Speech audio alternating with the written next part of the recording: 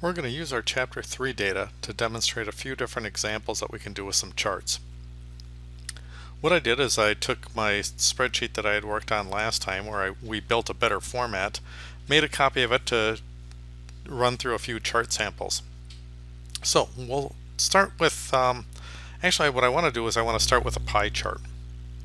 And I want to grab the monthly data for January. I'm going to copy this. And what I'm going to do is I'm going to put this off to the side, and when I paste it, I want to choose Paste Special and transpose the data. Hit OK. So that way I've got my electric, the gas, and the water set up like this. Let's see what happens if we take our data and choose Insert, Pie Chart, and we'll create a simple pie chart. Right, and actually most kind of experts in data visualization today aren't all that crazy about pie charts, because visually for a person it's very difficult to determine exactly how much of that portion each one of these items makes up of that pie. Now with only 3 items it's not too bad, but normally whenever you're doing a pie chart it's best to take your data, and I'm just going to save this, and I want to sort this so it's in descending order from largest to smallest. So that way my largest piece of the pie always starts at 12 o'clock and works around that way. So by doing it that way you can quickly kind of take a look at this chart and say, well, looks like gas was over 50% of our total utility bill. Gas and electric worked out to be over 75%, without too much effort to try to tell how much some of that was. So there's just a couple quick lessons. One is the idea about using the copying data and then transposing it so you can switch something in a horizontal format to a vertical format. And then the second thing is, if you do use a pie chart, it's always best to start at 12 o'clock and wrap your pie around. Always make that the biggest piece. I guess wrap it around from 12 o'clock. Alright, next what we're going to do is just test out a whole bunch of different types of charts. So I'm going to highlight all of my data here and show you kind of a bad example of building charts. So I'll choose Insert, and I'm going to make a line chart this time and make this a 2-dimensional chart. And we'll spread this out a little bit bigger so you can see that on the screen. Alright, the bad part of this is I'm showing kind of 2 different sets of measure. One is I'm including the grand totals on here, so you can see that line, but then within that we've got kind of the sub pieces of that data on the same chart. So best not to include both totals and any components that make up that total on the same chart. So let's undo that. And instead, when we select the data, I just want to have the month. I want to have each of those component parts, the electric, the gas, and the water. And we'll insert, and we'll start with our line chart.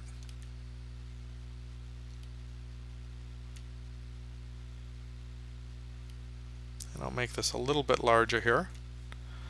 And actually that chart in itself isn't all that bad, because it kind of gives you an idea about what happens with electrical costs, and they start out fairly low for the first 4 months of the year. Then they kind of peak up here, and looks like in August, and come back down by December. And I'm guessing that this might be data from someone that lives in the Midwestern part of the United States, where electrical usage during the early parts of the year aren't quite as high as during the summer months, when you have air conditioning that kicks in and peaks with that. The water usage, kind of the same thing there. It tends not to vary quite as much, but during the summer months, maybe you're watering the lawn, you might have a pool. All of those reasons might tend to generate a little bit more water usage. And then finally for gas, we're assuming that the household or the business, I guess this is a household, it's the family utilities, they probably have natural gas heat, so therefore their gas expenses are fairly high in the winter time, and then when they come down here in August and September they're fairly low, and then they shoot back up. So maybe they might have a gas water heater or something, so there's still some gas usage, but for the most part it's quite low compared to during the winter months. So fairly useful chart. Having the timeline going along here in the x-axis is a good way of showing a lot of data points in something that's fairly reasonable. Now what we can do is we can run through some different chart types and see what happens when we choose some different ideas. So for the line charts, we'll leave those. If I choose a pie chart, you can see, here's a classic example where I'll get people say, oh, all right, you can make a chart, here's a pie chart. And it really doesn't tell us a whole lot. What this is telling us, I guess, is the summary. It's giving us monthly totals because it's going to summarize all of that data into here. But because we've got 12 pieces of pie, you can see it basically just looks like a colorful bicycle wheel. Not all that helpful to you. I would avoid pie charts, unless you've only got a few pieces of the pie. Don't do something like this. All right, let's try changing our chart type again. Another approach is to use something like a bar chart, but with our bar charts, well, let's try this one first.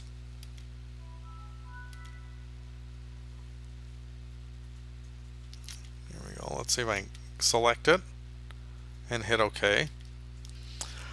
Again, fairly messy to try to read something like this. You can kind of get an idea about what's happening with the data, but again, we've got so many different items that are showing up on here.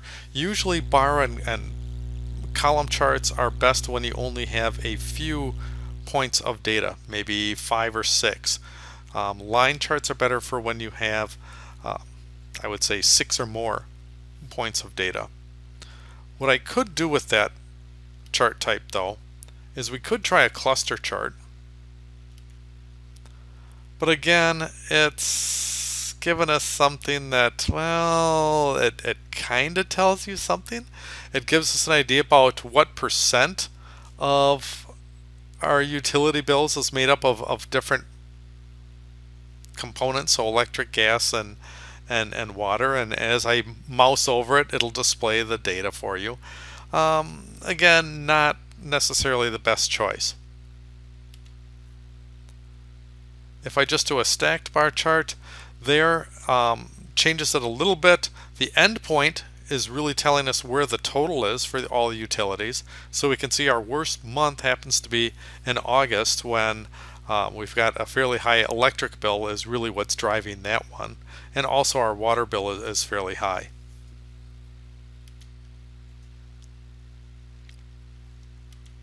We can go back to a column chart, and we can try a stacked column chart. There, notice that's a little bit better than our bar chart in this case.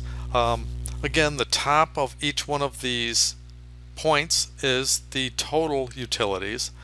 But the problem with something like this, especially when you get down to a bar like this, it's a little bit hard to tell how much of a percentage each one of those components are. I mean, yeah, maybe you can kind of guess, but to come up with, a lot of people want to know what the actual numbers are, and it's a little bit difficult to tell that. In July, for example, it's a little bit difficult to find out, is electric and blue actually a bigger proportion than the water cost? And unless you can mouse over those pieces and look at the actual totals, it's hard to tell that just visually. One other chart that the chapter has us do is an area chart. So we can do a stacked area chart. And again, somewhat similar to what we were getting with our column chart and our bar chart. The top of all of these tells us what our overall utilities were. And it also kind of gives you an idea, by looking at this visually to see what component makes up the biggest part of the utility. So again, here, if you look at in the red, that's gas. You can see that that certainly is a much larger component in the early part of the months as opposed to mid-year in August when gas really shrinks down. So if I was to choose a chart like this, probably this stacked area isn't a bad choice. That might be the way to go, and we can dress this up a little bit later. So we'll leave that one on our screen. The last thing that I'd encourage you to try is I'm going to insert a pivot table. And what a pivot table lets me do is it lets me look at this data in all sorts of different ways. I can choose to look at data by month. I can choose to look at just the electric. I can look at the gas. I can look at the water, and so on. So all you have to do is just click inside your table, choose Insert Pivot Table, walk through the couple of dialog boxes. For the most part, they're going to give you the correct choices. And I've got my pivot table, so I'm going to rename this Pivot Summary and add some data to it. So if I want to just get the grand totals of all of our utilities for the year, there it is. We're spending almost $2,400 in utilities. If we wanted to show what the component parts are, I'm going to uncheck the monthly total and put in electric, gas, and water. And there we've got what the total annual cost is for the electric, gas, and water. Alright, next what I'm going to do is go to my pivot table tools, add a pivot chart to this, and go ahead and hit OK.